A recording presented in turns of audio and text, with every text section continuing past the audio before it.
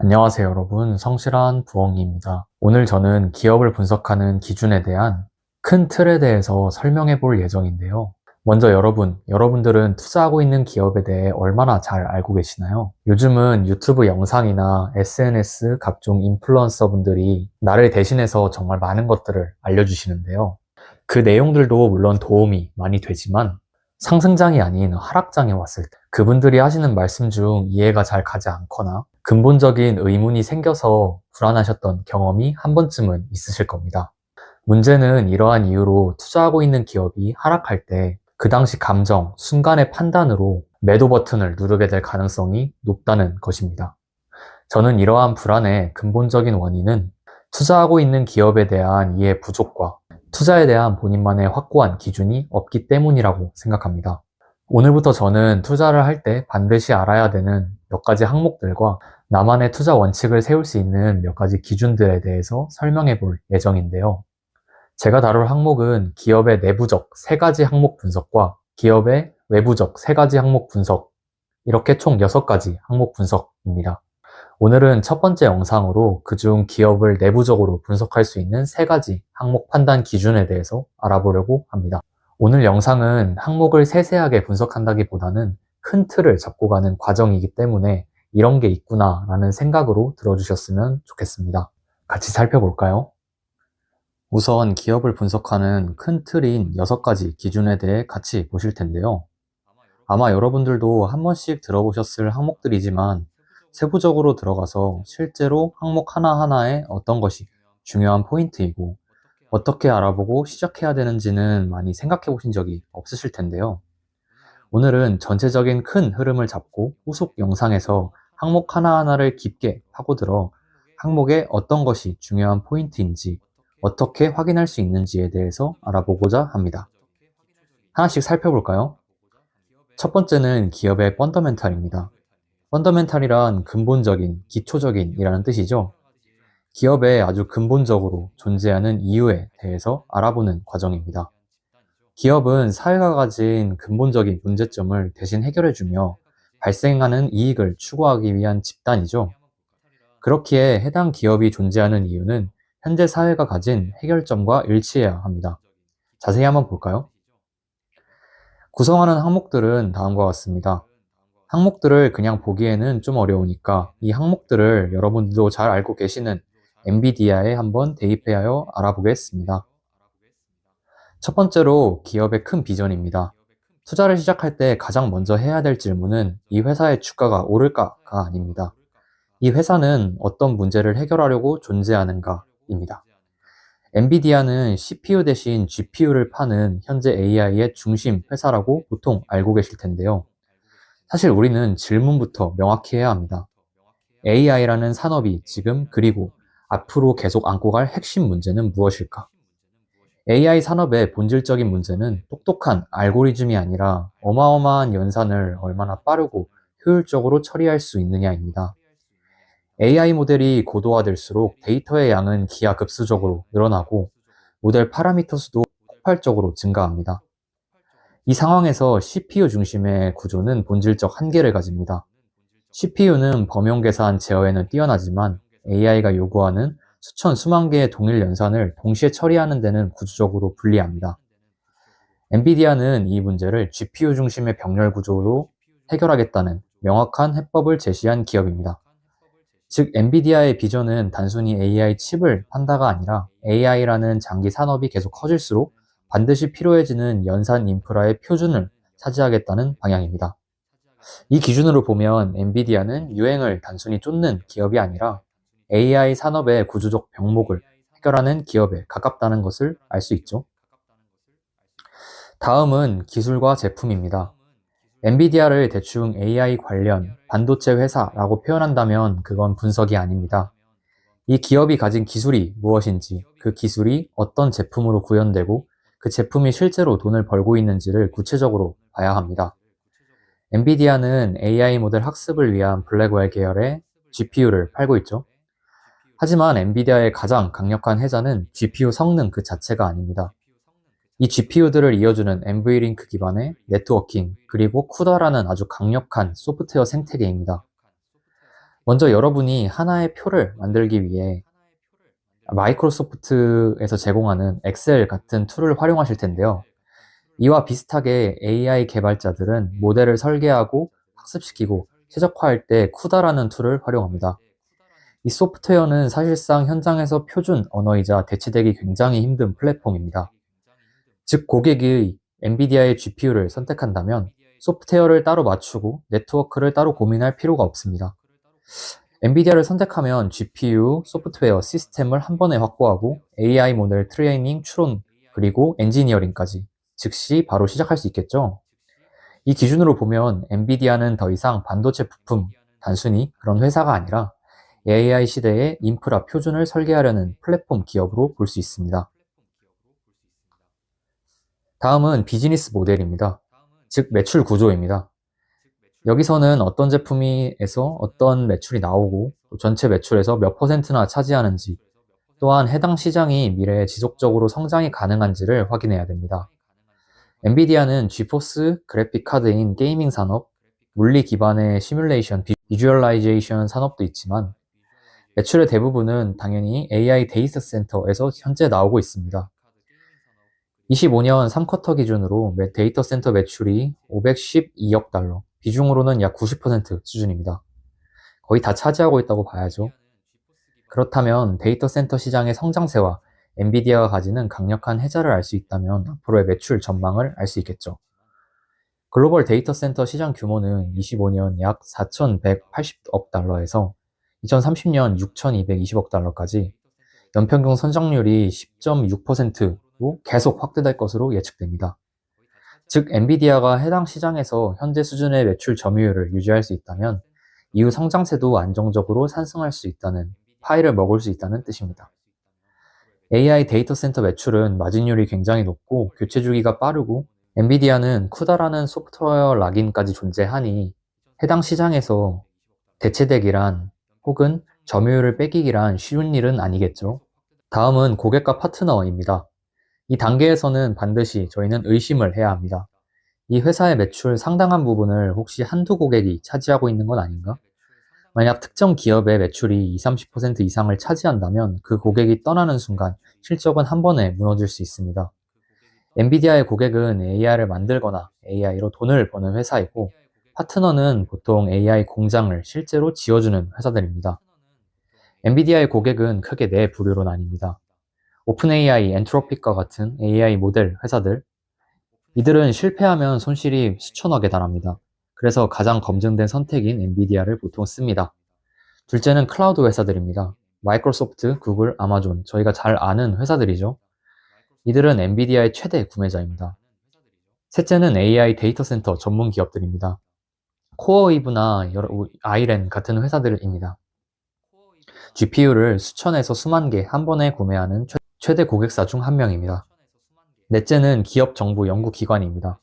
상대적으로 비중은 작지만 기술 표준을 고착화시키는 역할을 합니다.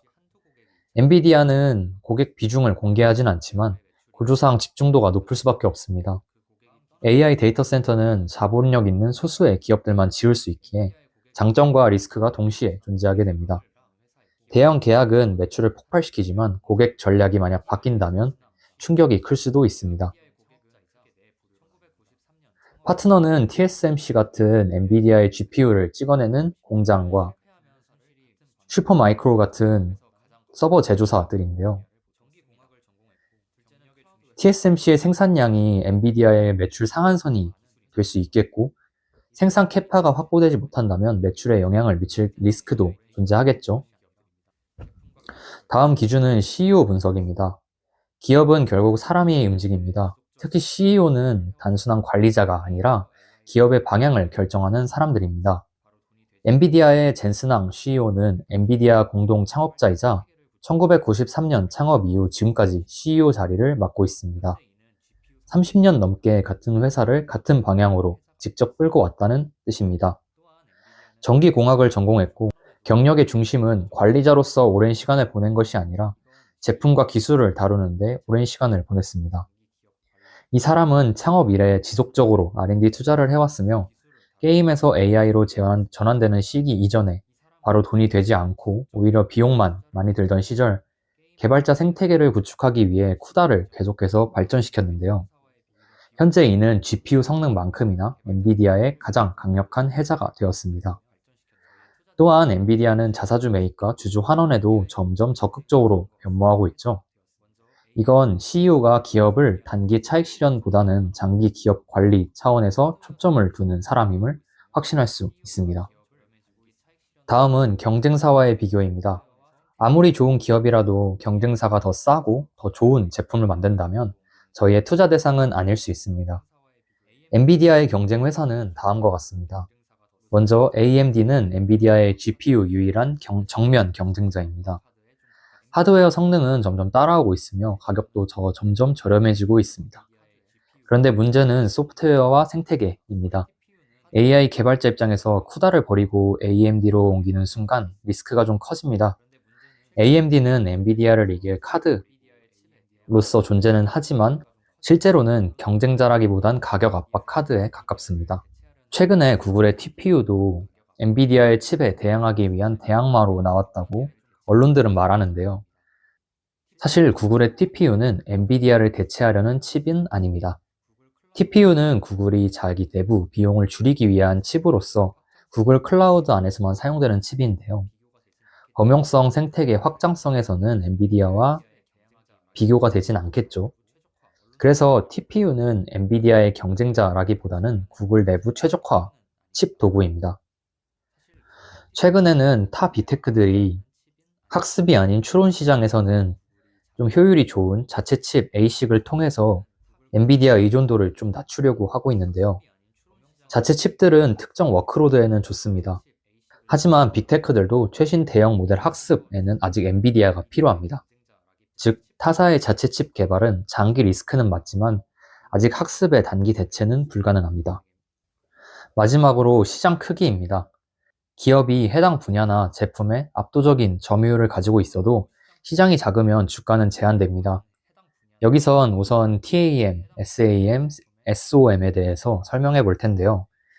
TAM은 Total Addressable Market, 이론적으로 차지 가능한 전체 시장을 의미하고, SAM은 Service Available Market, 현실적으로 우리가 타깃하는 시장, 그리고 SOM은 Service Available Obtainable Market, 지금 이 기업이 실제로 차지한 비율을 의미합니다. 여기서 중요한 건 이미 많이 먹었는지도 중요하지만 앞으로 더 먹을 수 있는지입니다. 시장의 크기가 커지거나 압도적인 회사의 기술력을 가졌다면 시장이 커짐에 따라 점유율은 상승하지 않더라도 매출이 계속해서 증가할 수 있겠죠. 그럼 엔비디아의 TAM은 어떨까요? 이건 AI 반도체 시장이 얼마나 큰가와 동일한데요. 여러 시장 조사 기관의 공통적인 전망은 25년 기준으로도 이미 1,000억 달러 이상의 시장으로 추정하고 있습니다. 왜 이렇게 크냐면 AI는 소프트웨어 산업이 아니라 인프라 산업이기 때문입니다.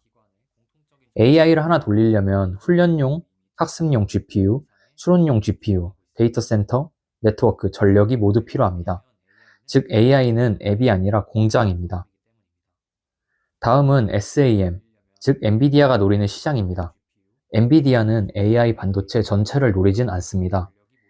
엔비디아가 노리는 건 그 중에서도 AI 인프라 관련입니다. AI GPU, 서버, NVLink와 같은 네트워크, 쿠다라는 소프트웨어, 그리고 DPU 등이 있습니다.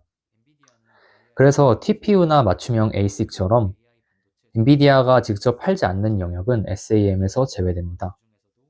하지만 클라우드와 AI 기업들이 실제로 AI를 구축하기 위해 돈을 쓰는 영역 대부분이 엔비디아 SAM 안에 있습니다. 마지막으로 SOM입니다. 엔비디아가 실제로 먹고 있는 시장입니다. 이제 가장 중요한 수치겠죠. GPU 시장 전체 기준으로 엔비디아의 시장 점유율은 무려 80에서 90% 수준입니다. 이를 AI 데이터 센터 GPU 기준으로만 보면 약 94% 수준이라고 합니다. 엄청나죠? 이 말은 뭐냐면 AI 학습이 일어나는 현장의 대부분이 엔비디아 GPU 위에서 돌아가고 있다는 뜻입니다. 이미 SOM은 굉장히 압도적인 상태입니다. 하지만 TAM은 아직 크고 있고 AI 인프라는 아직 시작 단계라는 점, 즉 시장 자체에서는 더 커질 여지가 충분합니다. 즉 엔비디아의 성장은 점유율 확대가 아니라 시장 자체의 성장 속도에 의존하게 될 겁니다. 결국 엔비디아의 리스크는 지금 잘 나가는가가 아니라 AI 시장이 얼마나 오래, 얼마나 크게 성장하는가에 달려있다고 볼 수 있습니다. 두 번째는 재무 상태입니다. 아무리 좋은 비전이 있어도 현금이 부족하면 기업은 쓰러지게 되겠죠. 여기서는 현금 흐름, 이익률, 부채 구조를 통해서 회사의 실제 생존력을 볼 수 있는 항목이라고 볼 수 있겠습니다. 항목은 다음과 같은데요. 하나씩 간단하게 살펴볼까요? 첫 번째는 최근 분기 매출과 EPS 변화 추이입니다. 이 항목은 회사의 겉모습과 속사정을 한 번에 보여주는 지표입니다. 유튜버라면 구독자 수와 영상 조회수가 아마 매출과 EPS와 비슷한 느낌일 텐데요. 구독자 수는 매출, 영상 조회수는 EPS에 아마 비유할 수 있을 것 같습니다. 기업의 매출은 회사의 몸집과 체급입니다. 화면과 같이 매출이 증가하면 작은 회사가 큰 회사로 보이는 체급이 커지는 걸 볼 수 있죠. 유튜브로 보면은 구독자 수가 늘면 사람들이 많이 찾고 영상을 더 보게 되는 것과 비슷합니다. 기업 역시 기업의 제품이나 서비스를 찾는 소비자가 많아졌다는 의미이기도 합니다. 그렇기에 매출의 상승은 기업의 시장 점유율을 나타내주기도 합니다. 특히 소기업이나 적자 기업은 순이익이 아직 없기에 초기 단계에서는 체급을 키워 시장 점유율을 가져가는 매출 성장이 굉장히 중요합니다. 그렇다면 매출만 커지면 투자하기 좋은 기업일까요? 보통 투자자들이 매출이 커지니까 좋은 회사라고 착각하는 실수를 저지릅니다. 이와 같이 기업의 체급은 커지지만 기업의 호주머니가 그대로라면 어떤 상태일까요? 아래를 보시면 매출 옆에 EPS, 즉 주당 순이익을 같이 봐야 됩니다. EPS는 간단히 말하면 이 회사가 실제로 남긴 순이익을 주주 한 명당 나눠보면 얼마냐 이라는 뜻입니다. 매출은 계속 커지는데 EPS가 마이너스거나 개선되지 않는다면 그건 기업을 찾는 사람은 많아져 열심히 장사가 되고 있는 것 같은데 남는 돈은 없고 부채만 쌓이는 구조라는 뜻입니다. 마치 유튜브라면 구독자 수는 많아 체급은 좀 커 보이지만 영상 조회수가 정체되어 수익이 거의 없는 상태에 비유할 수 있을 것 같습니다. 적자 기업이고 아직 성장 중인 기업이라면 괜찮지만 큰 우량주가 매출, 순이익이 정체된다면 매도를 결심해야 될 때라고 볼 수 있겠습니다. 이번에는 경쟁사 대비 성장률입니다. 화면에 내가 투자하는 기업과 그리고 A사, B사가 있습니다. 내가 투자하는 기업도 성장하지만 타사가 더 성장하고 비전이 좋은 기업이라면 우리는 어디에 투자해야 할까요? 회사가 성장하고 있다고 해도 그게 정말 잘하고 있어서인지 아니면 시장 전체가 커져서 같이 떠밀려 올라가는 건지는 혼자 보면 알 수가 없습니다. 매출과 EPS 성장률 역시 상대 비교가 굉장히 중요한데요. 예를 들어 우리 회사 매출이 20% 성장했다고 합시다. 그런데 경쟁사는 40%, 50%씩 성장하고 있다면 이 회사는 사실상 뒤처지고 있다고 볼 수 있고 투자 매력도가 떨어진다고 볼 수 있습니다. 즉 경쟁사 대비 매출 성장률이 낮거나 EPS 개선 속도가 느리다면 시장은 이 회사가 시장의 승자가 아니라 추격자 혹은 탈락 후보일 수 있다고 주가는 판단하게 될 수 있습니다. 다음은 현금 보유랑, 즉 프리 캐시플로우입니다. 기업의 재무 상태를 확인할 수 있는 세 가지 재무제표 중에서 실제 기업의 현금이 일정 기간 동안 어떻게 들어갔고 나갔는지를 보여주는 표를 현금 흐름표라고 합니다. 물론 모든 항목을 볼 필요는 없습니다. 후속 영상에서 자세하게 어떤 것이 진짜 중요한 항목인지 알아볼 수 있는 영상도 한번 제작해 보겠습니다. 오늘은 간단히 현금 흐름표의 세 가지 항목들 중 프리 캐시플로우가 영향을 미치는 항목들을 잠깐 볼 텐데요. 바로 화면에 있는 영업활동 현금 흐름과 투자활동 현금 흐름입니다. 각 현금 흐름의 빨간색 박스는 현금이 들어오는 플러스 항목, 파란색 박스는 현금이 나가는 마이너스 항목입니다. 영업활동 현금 흐름은 본업으로 벌어들인 돈, 즉 순이익을 플러스로, 그중 세금에 해당하는 항목들을 마이너스로 잡는 현금 흐름입니다. 그에 비해 투자활동 현금 흐름은 자산 매각 등으로 벌어들인 돈을 플러스로, 설비 투자, 인수합병에 쓴 돈을 마이너스로 잡는 현금 흐름입니다.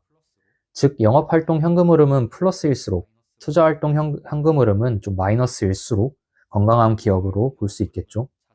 여기서 프리 캐시플로우의 정의가 나옵니다. 프리 캐시플로우는 영업활동 현금 흐름에서 투자활동 현금 흐름 중 설비 투자를 뺀 금액입니다. 즉, 프리 캐시 플로우는 회사가 사업을 계속 굴리고도 순이익으로 자유롭게 쓸 수 있게 남은 돈을 의미합니다. 이 남은 돈을 확인하면 회사가 진짜 돈을 벌긴 하는지 아니면 계속 쓰기만 하는지를 알 수 있겠죠.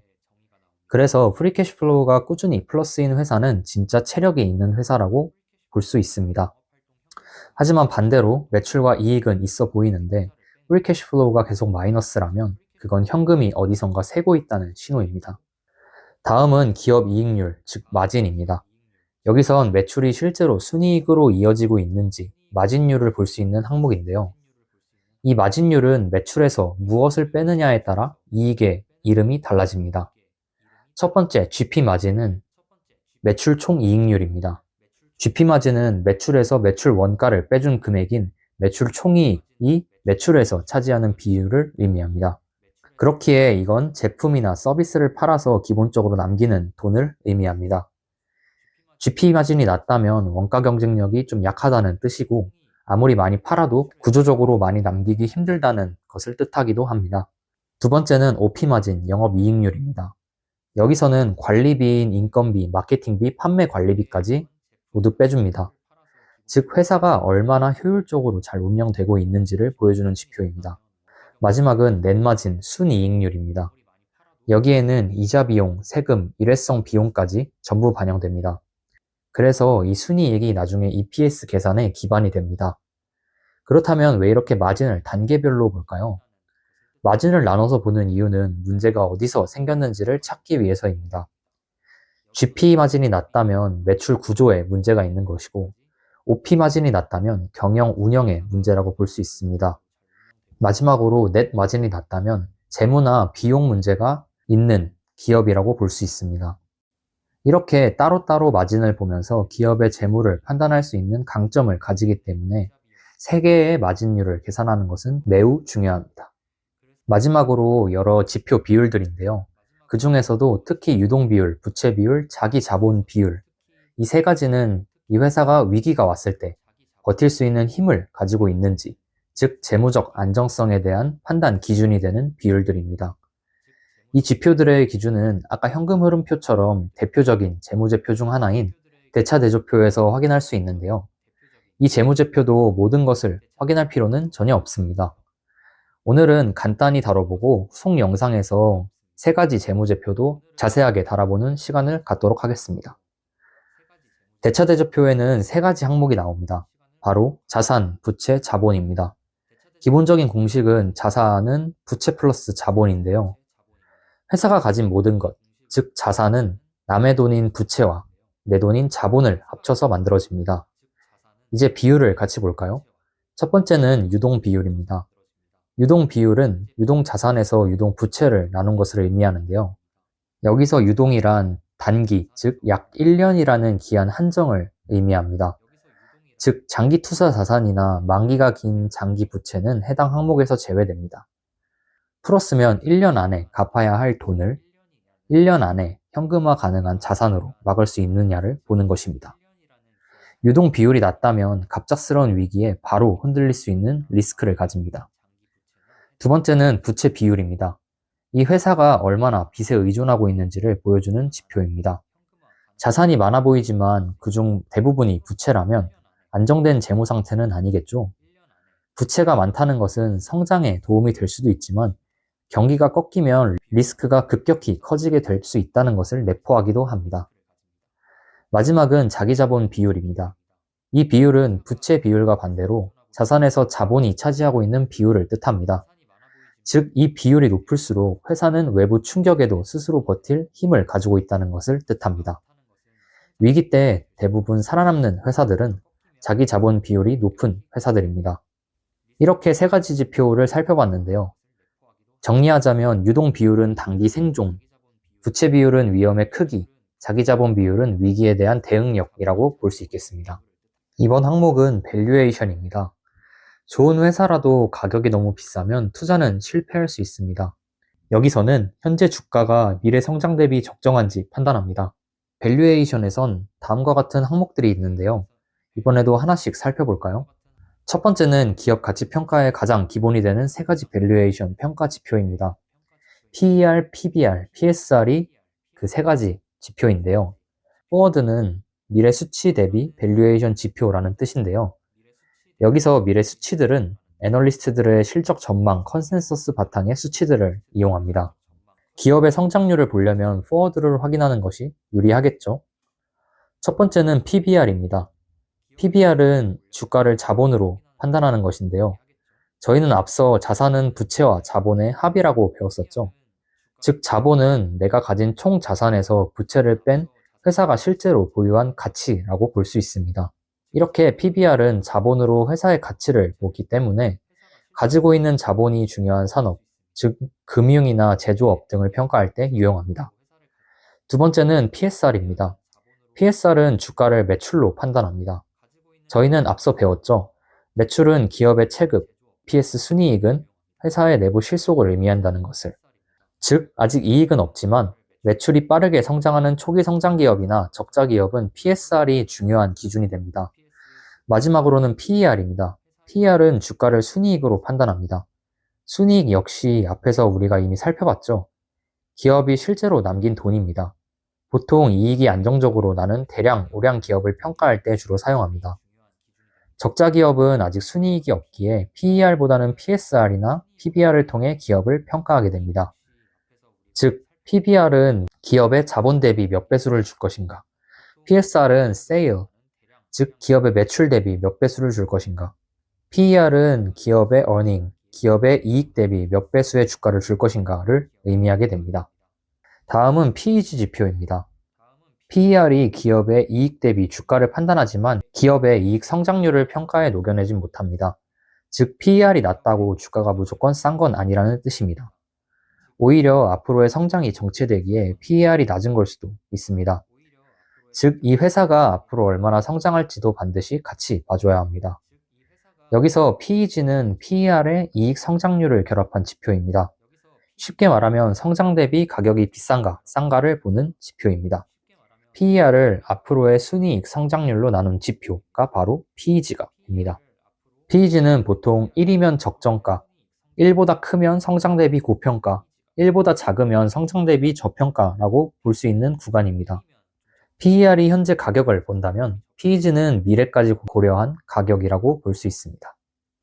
다음은 경쟁사들과 비교입니다.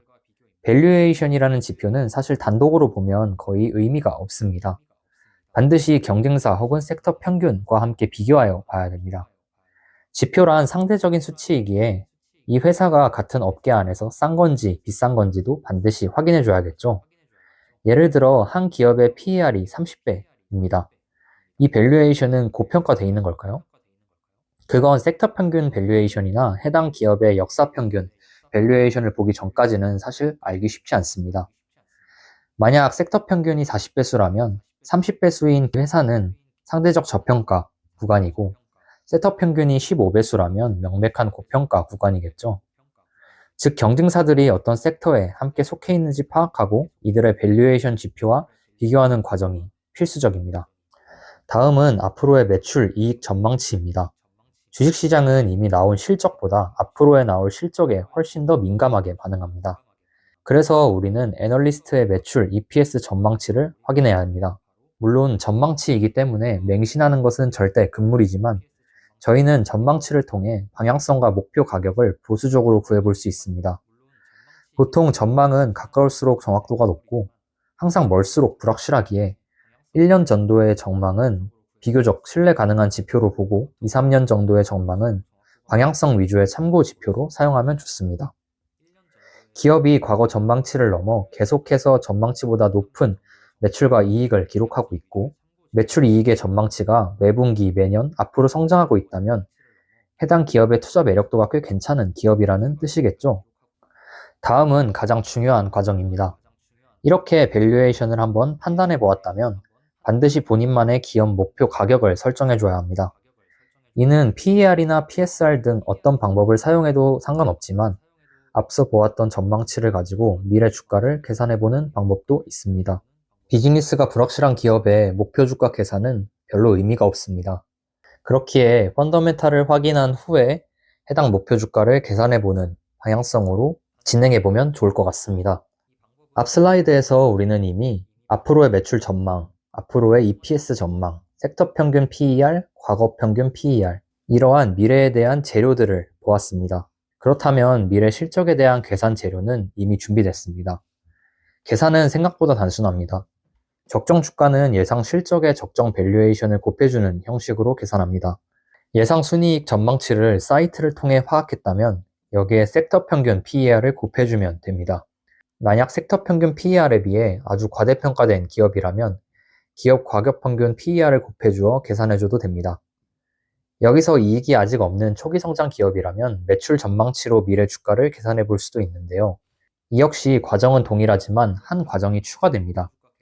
예상 매출 전망치를 파악했다면 섹터 평균 PSR을 곱해준 후 주식수를 나눠주어야 합니다. 매출로 가격을 계산하는 과정은 주식수를 나눠주어야 하기에 좀 복잡합니다. 이렇게 계산하는 방법들은 후속 영상에서 여러 번 같이 계산을 해볼 텐데요. 좀 어렵기 때문에 오늘은 설명만 들으시고 그런 게 있구나 라고 생각해 주시면 감사하겠습니다. 이렇게 본인만의 목표 주가를 계산해 보았다면 이를 모바일 증권 그래프 등에 기록해 놓고 여기까지 오면 조금씩 사봐야겠다라는 본인만의 기준을 만들어 볼 수 있습니다. 이렇게 그동안 없던 기준이 생긴다면 주가가 떨어져도 기준 가격에 도달한 주식 가격을 보고 남들이 공포에 매도할 때 매수할 수 있는 힘이 생길 것입니다. 이렇게 오늘 영상에서는 투자 기준을 세울 수 있는 항목, 그중 기업의 내부적인 항목들인 펀더멘탈, 재무 분석, 그리고 밸류에이션에 대해서 알아보았습니다. 사실 오늘 다른 항목만 잘 이해해도 기업의 내부 깊이 들어가서 정말 많은 것들을 확인해 볼 수 있습니다. 먼저 내부적인 3가지 항목 분석에 대해서 해보았으니 다음 영상에서는 외부적인 3가지 항목들에 대해서도 알아봐야겠죠. 이에 대해서는 다음에 바로 이어질 영상에서 다뤄보고자 합니다.